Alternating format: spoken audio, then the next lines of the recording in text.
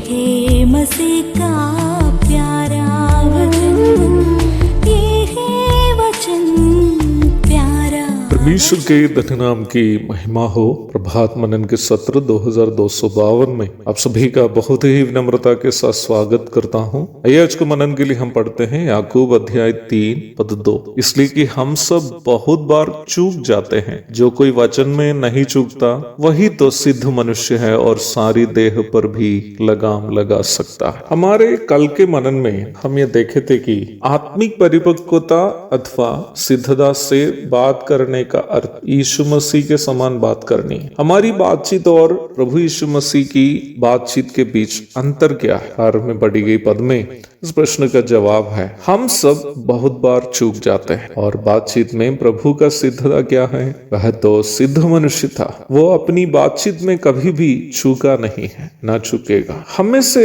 ज्यादातर लोग परिस्थिति के अनुसार अथवा माहौल के अनुसार बात करने वाले हैं। माहौल के अनुसार बात करने का अर्थ क्या है? हम सब किसी से भी जब बात करते हैं हम इस उद्देश्य से बात करते हैं जिससे हमें फायदा हो या फिर हम अपनी महिमा को दूसरे के सामने दिखा सके। अपने कार्यालय में वरिष्ठ ऑफिसर से जब बात करते समय बहुत ही नम्रता एवं भय के साथ बात करने वाले कई लोग अपने घर में काम करने वाली महिला के साथ उनको डराते धमकाते बात करते हैं, क्योंकि हम जानते हैं कि वरिष्ठ ऑफिसर से नम्रता से व्यवहार नहीं करेंगे तो वो हमें नौकरी से निकाल देंगे, और वही नौकरानी मजबूरी के कारण हमारे घर में काम करने वाली है, इसलिए उसके साथ नम्रता से व्यवहार करने की आवश्यकता नहीं है। हमारे बच्चे जब कोई गलती करते हैं तो हम सोच लेते हैं कि अरे बच्चे है ना, बदमाशी नहीं करेगा तो फिर क्या करेगा। वही दूसरे किसी का बच्चा कुछ गलती की तो हम तुरंत उसको हैबिचुअल ऑफेंडर अथवा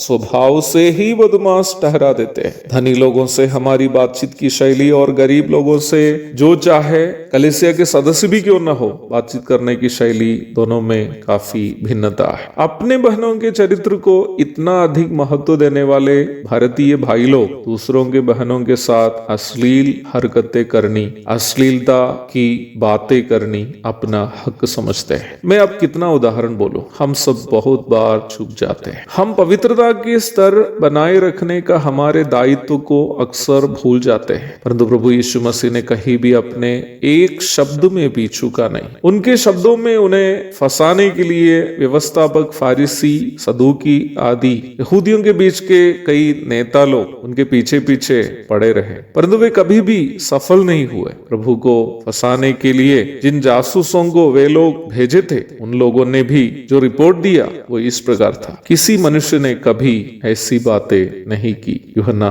7:46। प्रभु यीशु मसीह जब नासरत में जहवा पला बड़ा था, वहां के आराधनालय में यशायाह नबी की पुस्तक से प्रचार कर रहा था। उनकी बातें सुनकर सुनने वाले यहूदी लोग अचंभित हो गए, क्योंकि उनके मुंह से अनुग्रह की बातें वे सुन रहे थे। लूका 4:22। और उसी समय यहूदी जिन गैर यहूदियों को हीन नजरों से देखते रहे, उनसे भी परमेश्वर पिता की दया और अनुकंपा के दृष्टांत उन्होंने कहा।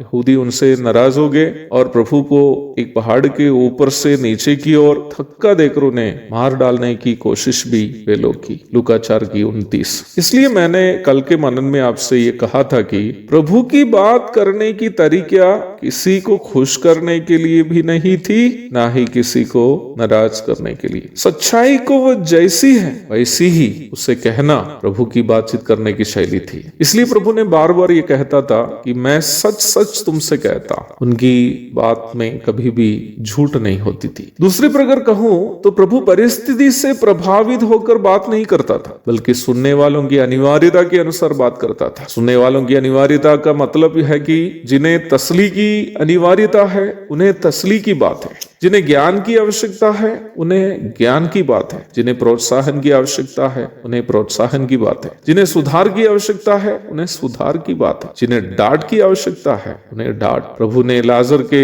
बहनों को तसली की बातें बताकर उन्हें तसली प्रदान किया। यूहन्ना 11:25। प्रभु ने उनको सुनने वाले भीड़ को देखकर जो परमेश्वर का ज्ञान की प्राप्ति हेतु जिज्ञासा से बैठे हुए थे उनसे ज्ञान की बातें कही। मत्ती के अध्याय 5 से 7 तक पढ़िएगा। प्रभु ने पतरस को जो सेवा में निरुत्साहित होकर लौट गया था, गलीली सागर के किनारे मिलकर उनसे प्रोत्साहन की बातें कही। यूहन्ना 21 की 15 से 17 तक। प्रभु ने व्यभिचार में पकड़ी गई महिला से सुधार की बातें कही। यूहन्ना 8 की 11। यही प्रभु ने कपट भक्ति करने वाले फारिसी, व्यवस्थापक आदि धर्मगुरुओं को डांटा और उन्हें उनकी आलोचना की बातें कही। मत्ती अध्याय 23 पद 1 से 33 तक। और ध्यान देने की बात यह है कि प्रभु ने कभी भी अपनी फायदा के लिए कुछ भी बातें कभी नहीं कही। वही हम में से ज्यादातर लोग जो भी बोलते हैं उसे अपने ही फायदा के लिए ही केवल बोलते हैं। यही है चूक जाने वाले हमारे और नहीं चूकने वाले प्रभु के बीच में बातचीत का मुख्य अंतर। अपनी बातचीत करने की तरीका को परखने और उसे प्रभु को प्रसन्न करने के उपलक्ष्य में सुधारने के लिए प्रभु हम सबकी मदद करे। आमीन।